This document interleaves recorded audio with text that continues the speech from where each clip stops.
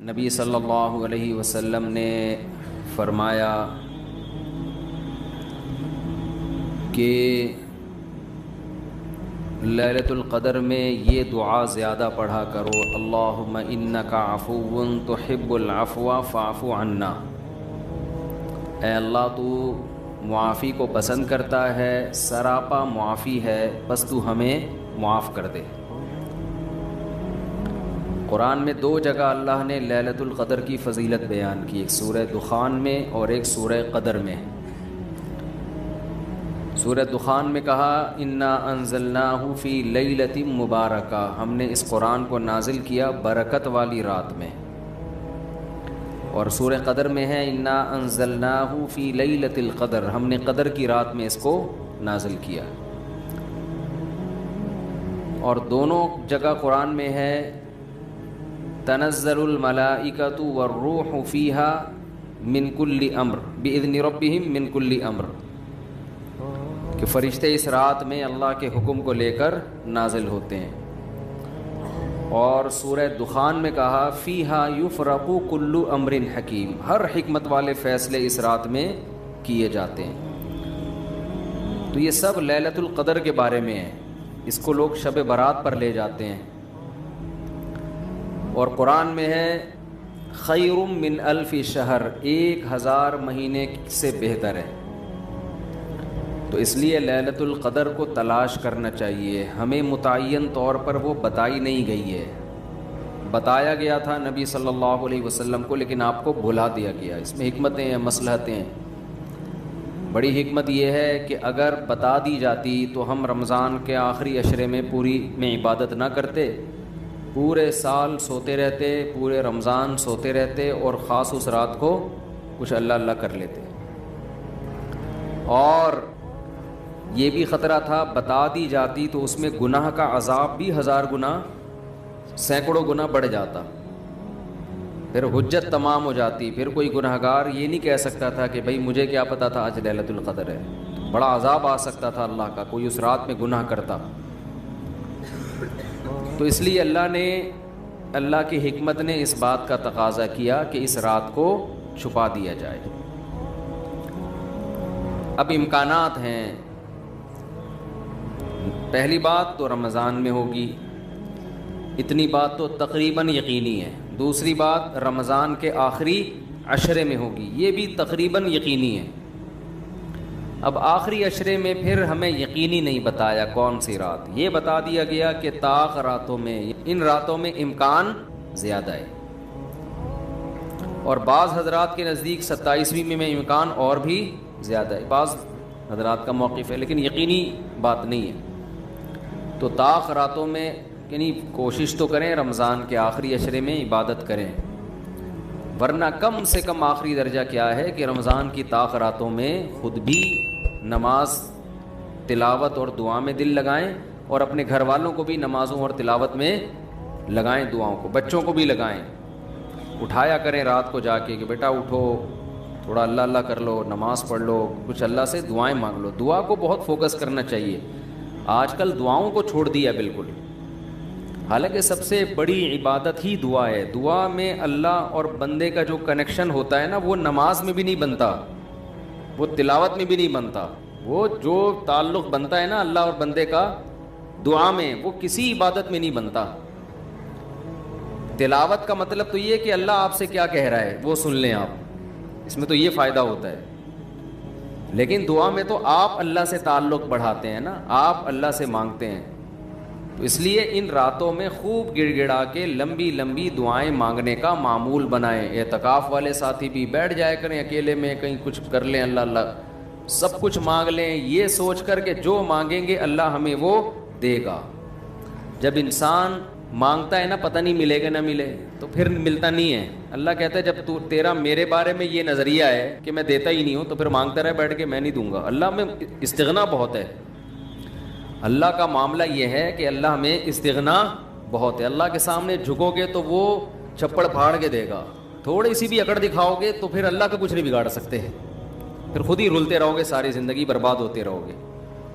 جیسے نبی صلی اللہ علیہ وسلم نے ایک بوڑھے کو بخار میں دیکھا، فرمایا کہ طہور، یہ بخار تمہارے گناہوں کو معاف کرے گا، خیر برکت کا ذریعہ ہے. وہ بیچارہ کہیں غصے میں تھا, اس نے کہا یہ ایک بڈھے کو تنگ کرنے کے لیے آیا ہے.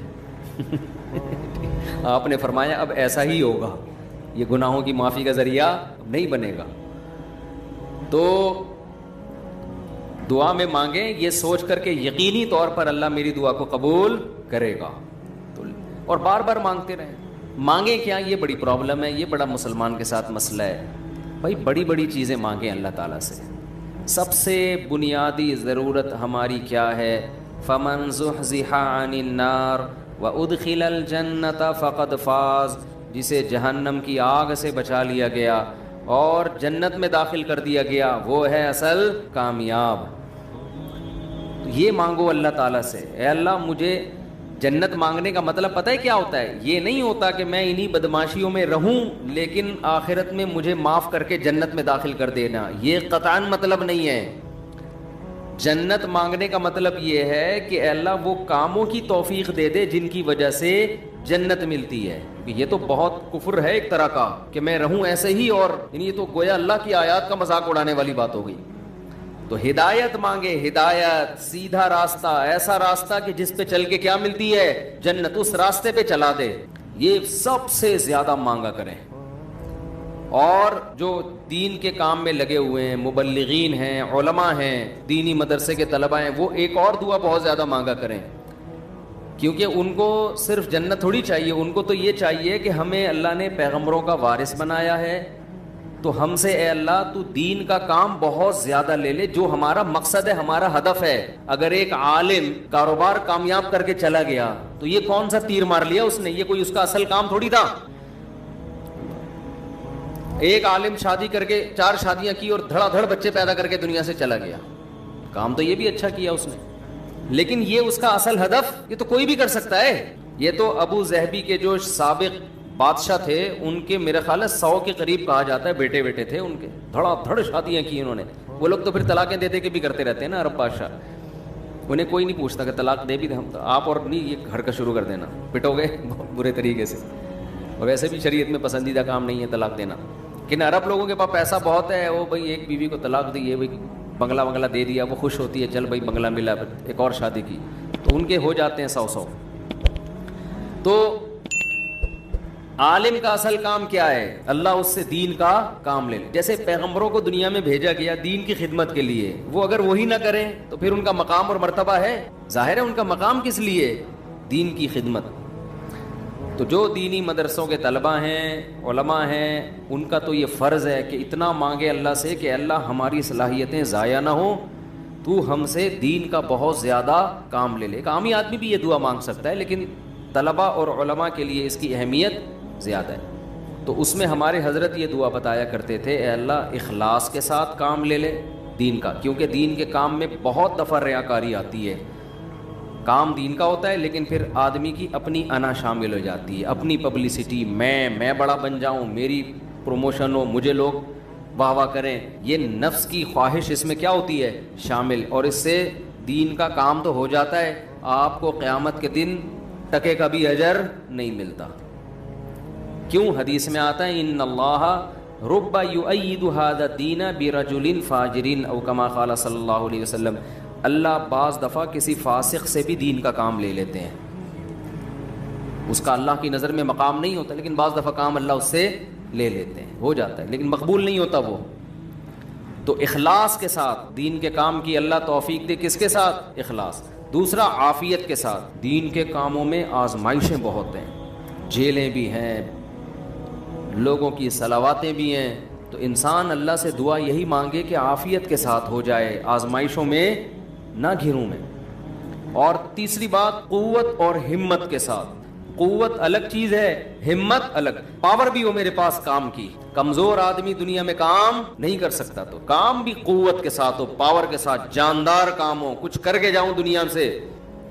لوگ کہیں بھائی, لوگ کہیں نہ کہیں, اللہ کہے کہ کچھ کر کے گیا. لوگوں کو بعض دفعہ پتہ ہی نہیں ہوتا, کر کوئی اور رہا ہوتا ہے, کیش کوئی اور کرا رہا ہوتا ہے, تو اللہ کو پتہ ہے, اللہ کہے کہ واقعی تو کچھ کر کے آیا ہے. اور چوتھا ہمت کے ساتھ. طاقت ہوتی ہے, بہت سے طاقتور ہم نے دیکھے ہیں سستی کی وجہ سے کام نہیں کر رہے ہوتے, پوستیوں کی طرح پڑے رہتے ہیں, وہ پاور بھی ہوتی ہے، بولنے کی طاقت، چلنے کی طاقت، دوڑنے کی طاقت، لیکن کیا ہر دوڑنے والا دوڑتا بھی ہے؟ اس کے لیے ہمت بھی تو چاہیے نا. کمزور میں ہمت ہوتی ہے، طاقت نہیں ہوتی. طاقتور میں، یعنی اگر کمزور میں ہمت ہو طاقت نہ ہو، وہ بھی کسی کام کا نہیں. آپ میں طاقت ہے مگر ہمت نہیں ہے، آپ بھی کسی کام کے نہیں ہیں. تو ہمت کے ساتھ، تو یہ 4 الفاظ کے ساتھ دعا مانگا کریں. اے اللہ دین کی خوب خوب خدمت لے لے، اخلاص کے ساتھ، عافیت کے ساتھ، قوت اور ہمت کے ساتھ. اتنی خدمت کہ میں دین کے کاموں میں کسی سے پیچھے نہ رہوں، کیونکہ مقابلہ ہے، کمپٹیشن ہے. پہلے میں کبھی یہ دعا مانگتا تھا، بلکہ میں کیا، ہمارے ایک دوست تھے، وہ انہوں نے ہمارے شیخ کو خط لکھا کہ میں یہ دعا مانگتا ہوں، اے اللہ میں دینی کاموں میں سب سے آگے نکل جاؤں، سب کو پیچھے چھوڑ دوں میں. حضرت نے فرمایا یہ سب کو پیچھے چھوڑنے والی دعا ٹھیک نہیں ہے. وہ کہیں گے ہمیں کیوں دعا میں ہرا رہا ہے، تو اپنے لیے مانگنا. یہ ایسا ہی ہے جیسے آپ کہہ رہے ہو اللہ مجھے اتنا پیسہ دے کہ وسیم سے زیادہ دے دے مجھے، وسیم مجھ سے پیچھے رہ جائے. تو وسیم کہے گا تو اللہ سے جتنا پیسہ مانگ، مجھے کیوں پیچھے کر رہا ہے اپنے، میں نے تیرا کیا بگاڑا ہے بھائی. تو حضرت نے دعا کے الفاظ چینج کروائے، ان سے کہا یوں نہ مانگا کرو کہ میں سب کو پیچھے چھوڑ دوں، بلکہ یوں دعا مانگو میں کسی سے پیچھے نہ رہوں. مجھے اپنے آگے نکلنے کی فکر ہے، دوسروں کو پیچھے چھوڑنے کی نہیں ہے. تھوڑی سی ورڈنگ صحیح کر لو اپنی. تو یہ 2 دعائیں بہت مانگا کریں. اپنی اولادوں کے لیے مانگ لے، مجھے ایسی اولاد دے دے جو نیک اور صالح ہو، دین کی خدمت کرے. اللہ کی نظر میں دیکھو آپ کی اولاد مالدار ہے نا، آپ تو خوش ہوتے ہو میرا بچہ کتنا بڑا منگلا. اللہ کی نظر میں اس کی ویلیو 2 ٹکے کی بھی نہیں ہے. اگر اللہ کی نظر میں ان پیسوں کی، گاڑی بنگلے کی کوئی 2 ٹکے کی حیثیت ہوتی نا، تو موسیٰ کلیم اللہ کو اللہ سب سے زیادہ مال دیتا، سب سے زیادہ مال. اور فرعون تانے کیا دیتا تھا حضرت موسیٰ کو؟ مسکین، اس کے ہاتھ میں سونے کے کنگن نہیں ہیں، میرے ہاتھ میں سونے کے کنگن، میرے پاس باغات جن کے نیچے نہریں بہتی ہیں، موسیٰ کے پاس کچھ بھی نہیں ہے، مسکین. آپ اپنی اولاد کو چاہتے ہو کروڑ پتی بن جائے، دولت مند بن جائے. یہ ابے بھائی مسافر خانہ ہے، لعنت بھیجو یار. بن جائے تو ٹھیک ہے، میں نہیں کہہ رہا ان کو غریب لاوارث چھوڑ کے جاؤ. فوکس کس کو کرو بھائی؟ نیک بن جائے، دیندار بن جائے، پرہیزگار بن جائے. اگر پرہیزگار بن گئی نا، اللہ پہ اعتماد اور تعلق ہو گیا، سوکھے ٹکڑوں میں بھی آپ کی اولاد خوش رہے گی. اور اگر پرہیزگار نہیں بنی تو میں نے کروڑ پتی باپ کو دیکھا ہے جس نے کروڑوں روپے کی جائیدادیں بچوں کے لیے تیار کی، اور وہی بچے باپ کو صبح شام ٹینشن بھی دے رہے ہیں اور خود بھی ڈپریشن کی گولیاں کھا رہے ہیں، وہ دین نہ ہونے کی وجہ سے. تو لیلۃ القدر میں کیا دعائیں مانگنی ہے؟ 2 دعاؤں کو فوکس زیادہ کرنا ہے. ایک ہدایت اپنے لیے بھی، اپنے ماں باپ کے لیے، بیوی اور بچوں کے لیے، اپنے بہن بھائیوں کے لیے، اور ان کے ازواج اور ان کی اولاد. یہ آپ کا فیملی کی کیا ہو گئی؟ کمپلیٹ. یوں دعا مانگے، اے اللہ عافیت والی زندگی دے، سیدھے راستے پہ چلا دے مجھے، میرے والدین کو، والدین میں باپ دادا سب آ گئے، نانا نانی سب آ گئے، میرے والدین کو، میرے بیوی بچوں کو، میرے بہن بھائیوں، ان کی ازواج اور ان کی اولاد. ازواج میں شوہر اور بیوی دونوں آ گئے ہیں، تو یہ آپ کی فیملی کیا ہو گئی؟ کمپلیٹ. تو یہ سب کے لیے دعا کر دی. تو چند دعائیں، اب موضوع چل پڑا ہے تو میں بتا دیتا ہوں جو مانگنی چاہیے، کیونکہ ہمارے یہاں دعا ہی نہیں، عجیب طریقے سے دعائیں مانگی جا رہی ہوتی ہیں. چند دعائیں بہت ضروری ہیں جو ان لیلۃ القدر میں آپ نے کثرت سے مانگنی ہے. ایک دعا سب سے پہلے میں نے بتایا کیا مانگنی ہے؟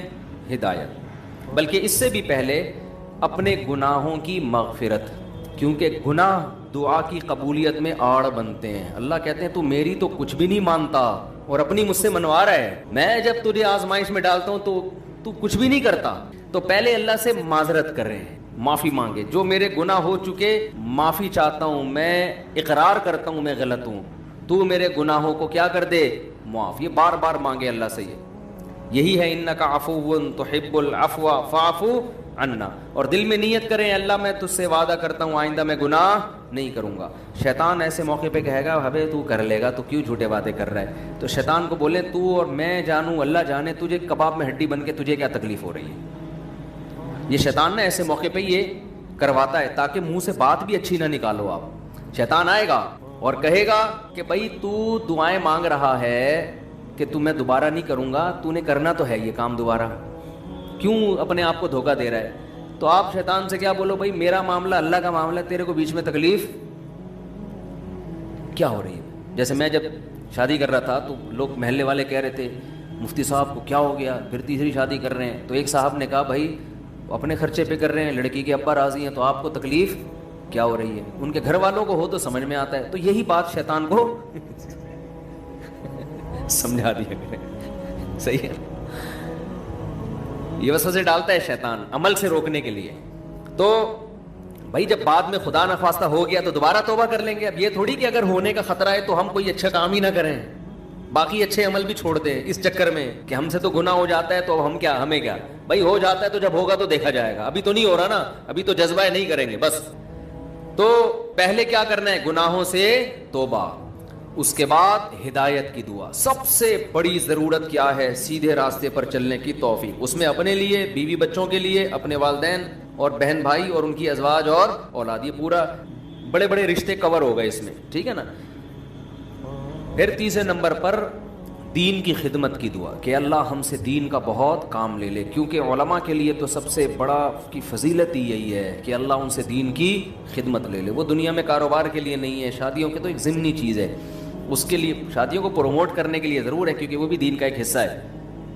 تبھی ہمارے حضرت مفتی رشید احمد صاحب کہتے تھے علماء کو خود شادیاں نہ کرو, لوگوں کو ترغیب دو. لوگ کہتے تھے حضرت جب ترغیب کیسے دیں جب خود نہیں کرے گا, خود کرو گے تو دین کے کام کے قابل نہیں رہو گے. اتنے جھگڑے ہوں گے نا کہ بس اسی کام کے رہ جاؤ گے اور کسی کام کے نہیں رہو گے. تو البتہ یہ سنت ہے ضروری, تو لوگوں کو ترغیب دو, لیکن وہی بات ہے کہ ایسے ترغیب دیں, لوگ کہیں گے خود کر نہیں رہا. تو دوسری دعا کیا کرنی ہے؟ اے اللہ دین کا کام مجھ سے بہت زیادہ لے لے. تاجر ہے وہ بھی دعا کر سکتے ہیں, دین کا کام لے لے, اللہ اس کے مال سے مدارس بنوا دے, مسجدیں بنوا دے, یتیم خانے کھلوا دے, تو کتنی بڑی بات ہے. چوتھی دعا عافیت کی. یہ نہ مانگا کرے اللہ مجھے مال و دولت دے دے, اے اللہ میری تنخواہ 2 کروڑ کروا دے. اس طرح کی دعائیں یہ جزیات ہیں, ہدف کو فوکس کرنا چاہیے. اللہم انی اسألک العفو والعافیہ, معافی چاہتا ہوں, عافیت والی زندگی, ٹینشنوں سے پاک زندگی چاہیے.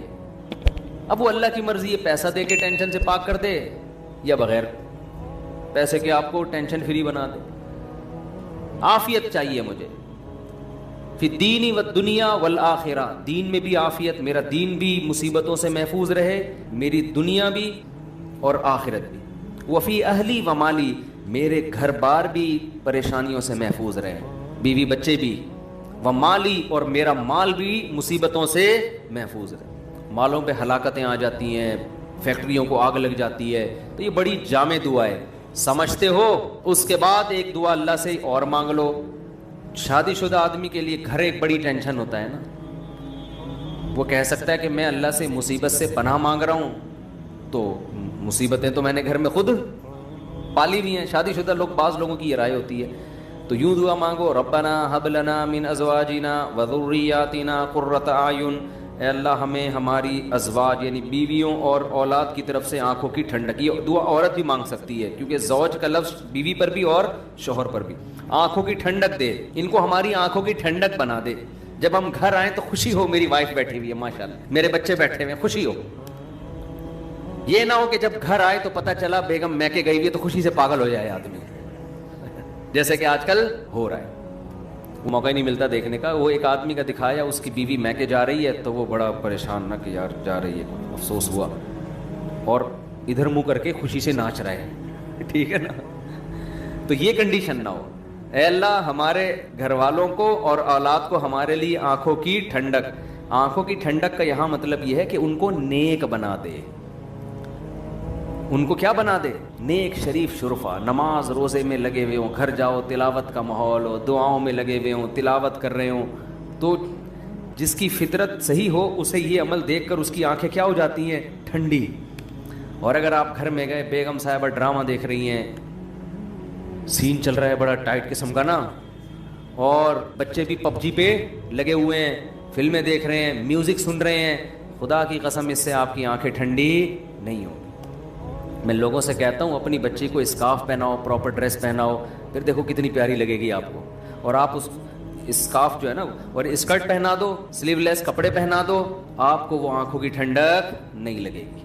گھر کا ماحول دینی ہو, طہارت کا, نماز کا, تلاوت کا, معمولات کا. تبلیغ والے کروا دیتے ہیں, اپنی عورتوں کو تبلیغ میں وقت لگواؤ گے تو گھر میں یہ معمولات شروع ہو جائیں گے. تبلیغ میں بڑی جان ہے.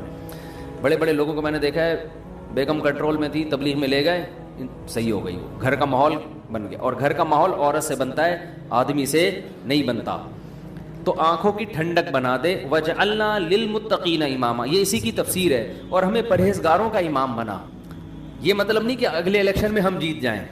پرہیزگاروں کا امام کا مطلب امام تو ہم ہیں ہی, ہمارے ماتحتوں کو پرہیزگار کر دے, اچھے لوگوں کے سربراہ ہوں ہم. تو بیوی بچے آپ کے ماتحت ہوتے ہیں نا, تو ہمیں ان کو کیا بنا دے, تو پرہیزگار بنا دے. تو یہ دعا بھی بہت امپورٹنٹ ہے. اللہ نے نیک لوگوں کی صفات میں یہ دعا بھی بیان کی ہے کہ وہ ہم سے یوں دعا مانگتے ہیں. اور 2 دعائیں اور جلدی سے بتا دوں, یہ ٹاپک نہیں تھا, لمبا ہوتا جا رہا ہے مسلسل, اس پہ میں مستقل انشاءاللہ بیان کروں گا. 2 دعائیں اور لیلۃ القدر میں, اور ویسے بھی معمول بنائیں.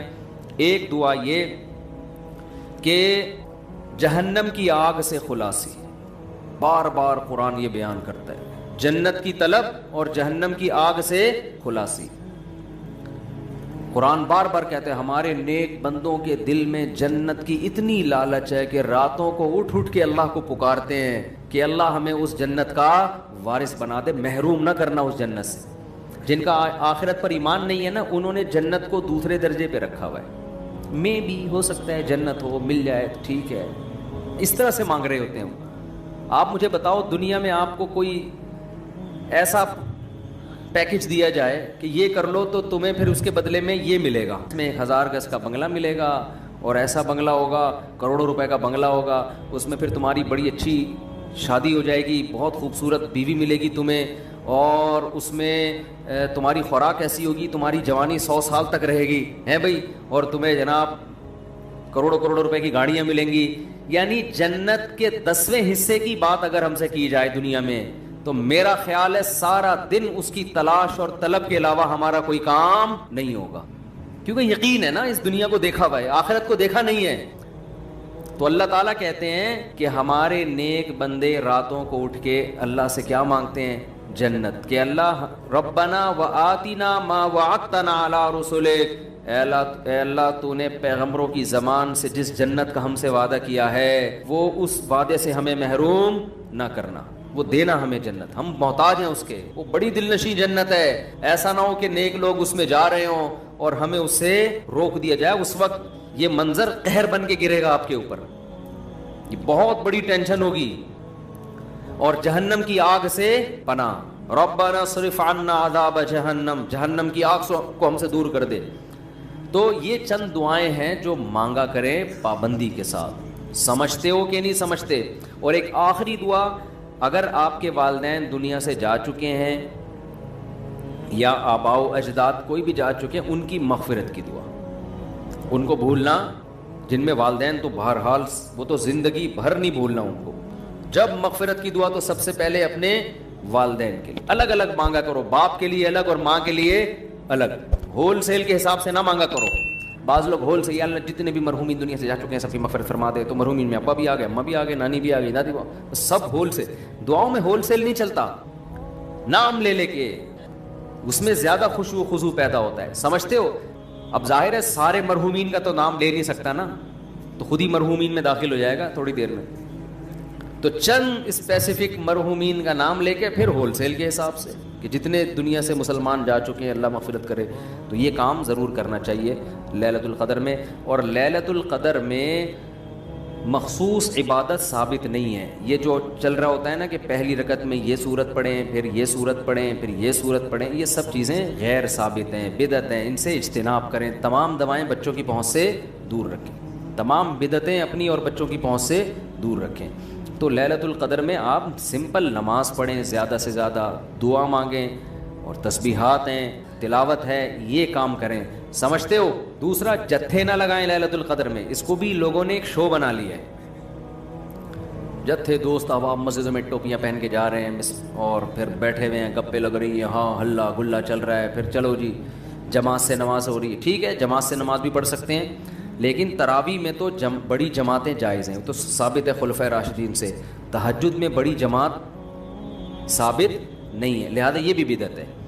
تراویح تو ثابت ہے نا, اس میں تو جتنے پوری مسجد بھر جائے, لیکن تہجد میں اس طرح تداعی کہ اتنے لوگوں کو اکٹھا کرنا کہ قاری صاحب تہجد پڑھا رہے ہیں سب لوگ آ جاؤ، یہ نبی سے ثابت نہیں ہے. جب ثابت نہیں ہے تو جائز بھی نہیں ہے. تو اس لیے تہجد میں اگر کسی نے جماعت پڑھنی ہے 2-3 سے زیادہ افراد کو اکٹھا بولو نہ کریں تاکہ زیادہ تعداد نہ ہو جائے لوگوں کی. لیکن بہتر یہی ہے کہ اپنے طور پہ پڑھیں تہجد. تراویح ہو گئی جماعت کے ساتھ، باقی نوافل کیسے پڑھیں؟ انفرادی میں الگ اللہ سے تعلق بنتا ہے، جماعت میں الگ تعلق بنتا ہے، تو اس میں انفرادی کو فوکس کریں. تو کوئی مخصوص صورتیں پڑھنا، پہلی رکعت میں یہ، دوسری میں یہ بھی بدعت ہے. صلاۃ التسبیح کی جماعت بھی جائز نہیں ہے، سمجھتے ہو؟ صلاۃ التسبیح انفرادی طور پر تھوڑا سا اختلافی مسئلہ ہے. جمہور علماء کے نزدیک سنت ہے. بعض کچھ علماء ایسے بھی گزرے ہیں جو صلاۃ التسبیح کو نہیں سنت مانتے. وجہ اس کی یہ ہے کہ وہ کہتے ہیں اس بارے میں کوئی بھی صحیح حدیث موجود نہیں ہے. لیکن چونکہ روایات کی کثرت ہے اور کثرت سے جب روایات ہوتی ہیں تو درجہ حسن تک حدیث پہنچ جاتی ہے. اس بیس پر بہت سے علماء کی رائے یہی ہے کہ پڑھ لینی چاہیے. تو جو اختلافی مسئلہ ہو اس میں اگر کوئی بھی رائے رکھتا ہے تو اس میں شدت جائز نہیں ہے. سمجھتے ہو کہ نہیں سمجھتے؟ تو اچھا، میرا موقف چونکہ یہ والا ہے جو ابن تیمیہ رحمہ اللہ کا موقف تھا، تو میں کیا، میری اوقات کیا، بعض بڑے علماء کا بھی وہی موقف ہے، تو اس لیے تو میں بھی اسی موقف کو مانتا ہوں. لیکن کوئی فتویٰ میں یہی دیتا ہوں جو جمہور کا ہے کہ بھائی ٹھیک ہے، جو مفتہ بھی قول تو یہی ہے کہ پڑھ لینا چاہیے. عبداللہ بن مبارک، علامہ ناصر الدین البانی رحمہ اللہ نے اس مسئلے میں عبداللہ بن مبارک کی تقلید کی ہے. ان کی نظر میں بھی اس بارے میں کوئی حدیث صحیح نہیں ہے، لیکن چونکہ عبداللہ بن مبارک سے اس کی سنیت منقول ہے تو انہوں نے اس مسئلے میں تقلید کی ہے. کس کی؟ عبداللہ ابن مبارک کی، کہ اتنے بڑے آدمی پڑھتے تھے تو ٹھیک ہے. تو خیر کہاں سے لمبی بات چلی گئی. تو لیلۃ القدر میں دعائیں مانگنی ہیں اور گناہوں سے معافی. تو گناہوں سے معافی میں گناہ دماغ میں ہوں گے تو معافی مانگے گا نا. تو پہلے اپنے گناہوں کے بارے میں سوچنا بھی ہے کہ میرے اندر خرابیاں ہیں کیا. تو دیر آر 2 types آف خرابیز. خرابیوں کی کتنی قسمیں ہیں؟ 2. ایک اللہ سے معاملہ ٹھیک نہیں ہے، ایک اللہ کے بندوں سے. تو اللہ سے جو معاملہ ٹھیک نہیں ہے، فرض نماز آپ کے ذمے، روزے آپ قضا کر رہے ہیں، بد نظری کر رہے ہیں، سود کھا رہے ہیں، زنا کر رہے ہیں، انٹرنیٹ پر فحش فلمیں دیکھ رہے ہیں، داڑھی کاٹ رہے ہیں اور ازار ٹخنوں سے نیچے رکھتے ہیں اور زکوٰۃ نہیں دیتے. یہ سب کس کے حقوق ہیں؟ اللہ کے. حج نہیں کیا، فرض ہوا ہوا ہے آپ کے اوپر. اور مخلوق کے حقوق کیا ہیں؟ سب سے پہلے دیکھنا ہے وراثت تو پھوڑ پھاڑ کے نہیں بیٹھا ہوا میں کہیں. ابا کا انتقال ہو گیا، ویسے تو نہیں میں کسی کا حصہ کھا رہا ہوں. بہن کے حقوق میں آتا ہے نا، وراثت پھوڑ پھاڑ کے بیٹھا ہوا ہے تو بھائی سب سے پہلے بہن کی وراثت اس کے حوالے. بڑا بھائی ہے تو چھوٹے بھائیوں کا حق تو نہیں کھا رہا، سمجھتے ہو؟ تو مخلوق میں سب سے پہلے مالی حقوق ہے. پھر دیکھو قطع رحمی تو نہیں کی ہوئی. ایسا تو نہیں کوئی قریبی رشتہ دار ہو جس کو پورے سال آپ پوچھنے کی توفیق ہی نہیں ملتی. تو قریبی رشتہ داروں کو منا لو، تھوڑا سا ہیلو ہائے کر لو، سلام دعا کر لو ان سے، کیا جا رہا ہے اس میں. تو یہ موٹے موٹے رشتہ داروں کے حقوق یہ سوچ کے اللہ سے توبہ کر لو اور وہ حقوق ادا کر لو. پھر لیلۃ القدر بنے گی. جس طرح سے آج کل لیلۃ القدر منائی جا رہی ہے نا، حالانکہ وہ منانے کی چیز نہیں ہے، لیکن جس طرح سے منائی جا رہی ہے اس طرح تو بھائی ہزاروں لیلۃ القدر آ جائیں تو کیا فائدہ. تھوڑی بہت عبادت کا ثواب تو مل جائے گا، لیکن جو فضیلت ہے، گناہوں سے توبہ کی توفیق، اور اللہ تعالیٰ فیصلے کرتے ہیں پورے سال. تو جب جو وراثت کھانے کا ارادہ کر کے بیٹھا ہوا ہو اس کے لیے کیا فیصلے ہوں گے پورے سال، خود سوچ لو آپ. تو یہ تھوڑا لیلۃ القدر کے حوالے سے کچھ باتیں تھیں. اللہ عمل کی توفیق.